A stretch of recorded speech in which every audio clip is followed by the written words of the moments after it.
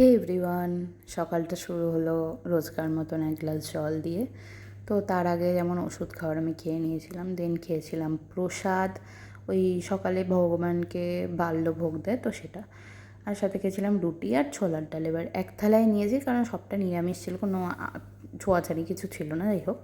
তারপর রেডি হয়ে গিয়েছিলাম, আজকে গিয়েছিলাম টলিগঞ্জে কমল জেঠুদের বাড়িতে একটা বিশেষ কারণে, যাই হোক। তো তারপর রেডি টেডি হয়নি, এখানে তোজো আর শ্রুতির বদমাইশি দেখছিলাম, একে অপরকে পড়াচ্ছে, বদমাইশি করছে, যাই হোক।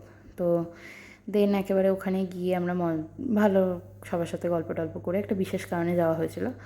ওখান থেকে ফেরার পথে প্রচণ্ড পরিমাণে বৃষ্টি নেমেছিল, তো এই বৃষ্টির মধ্যে বাবার সাথে আমি আর ভাই চলে এলাম।